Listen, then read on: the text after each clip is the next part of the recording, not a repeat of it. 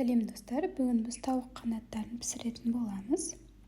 Ол үшін тауық қанаттарын жуып тастап алдым.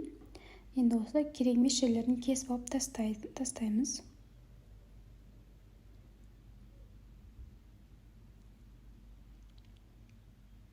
Соусын дайындаймыз. Менде соусында майонез және томат пастасы, паприка қостым, тұз және де татымына қарай қарабүріш қосасыздар. Барлығын жақсылап араластырамыз.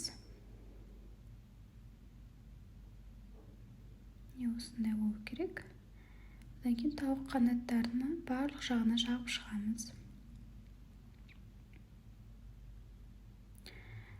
Бұл тауық қанаттары 180 градуста, менде 30 минутта пісті.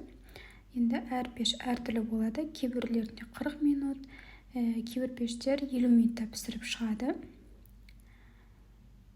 30 минуттан кейін ағаш таяқшамен тексеруіміз қажет. Қаны шығып тұрмау керек. Осы рецептпен жасап көріңіздер, өте дәмді болып шығады. Орысша айтқанда сочный болады. Қызарып, әп-әдемі болып шығады. Мен осы рецептпен жасаймын. Лайк басып, достарыңызға жіберіп, қолдау көрсетіп отырыңыздар. Менімен осылай болды.